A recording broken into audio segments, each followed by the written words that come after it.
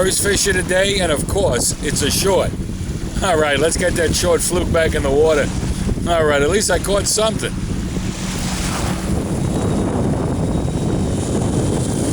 All right, I'm pretty sure I got a big ray at the end of this. And I've been fighting him now for about 10 minutes, and the only one getting tired is me. I can't muscle him in. I only got 20-pound test, and he's just hovering on the ground there. And every once in a while, he'll click out some line, and then sit down and relax again. And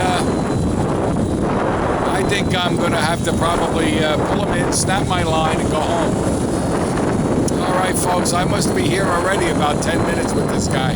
I can't budge him. This young fella got into a big ray right after I lost mine. Now, you can see the thing pulling on his rod. He's got about 30-pound test on there, I asked him. And he's putting all his weight into that thing. But the poor, the ray isn't budging very much at all. Anyhow, I got to give him all sorts of congratulations, because you're going to see how tenacious he is now as he continues to fight that big ray. Oh yeah, he's into the same thing I am. That ray gets on the bottom, and he doesn't want to let go.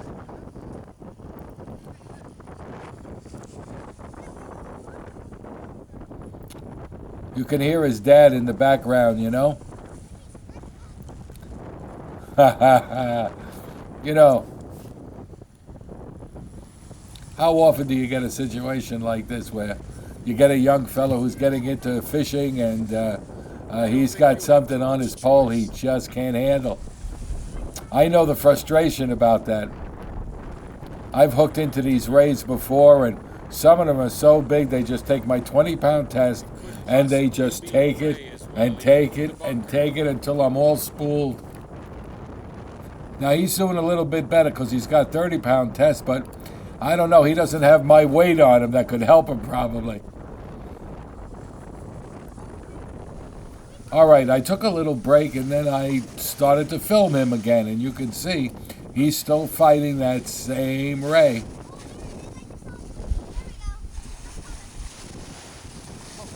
It's getting a little closer to the shoreline, and you'll be able to get a look at it. Now take a look out there for some white. Yeah, there it is. It's right here. There's some white right there, and that's the ray.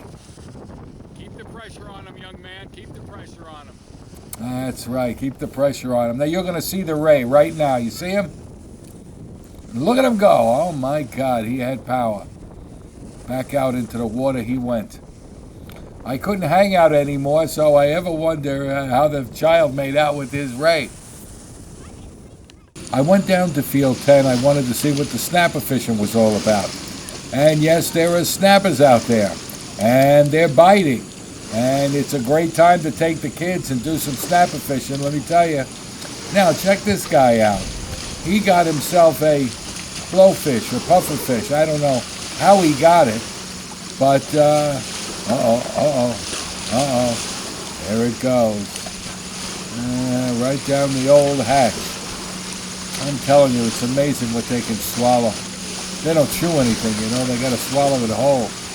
As Quint would say, swallow you whole. Anyhow, the seagull is a scavenger, and he gets whatever he can get. I thought something hit my line, so all of a sudden I just jerked it and brought it in quickly. And I think I just foul hooked this guy. And that's how I caught him. Now that's the best fluke I think I've caught all season. Let me get my foot next to it here. See if I can do this right. I'm telling you, that's the best fluke I've caught all season. It's a beauty. All right, let's get this big boy back in the water. Now, as I was leaving the fishing grounds, I look up in the tree, I see this big bird, and his head was shining towards me. So I jumped out of the car, I said, what is this, an eagle? But when I looked closer, you can see it's an osprey. Well, he's quite a distance from me, and I zoomed up on him a lot. But he's surveying the situation until he sees something he wants to prey upon. I spoke about the ferry and the high tide and whatnot.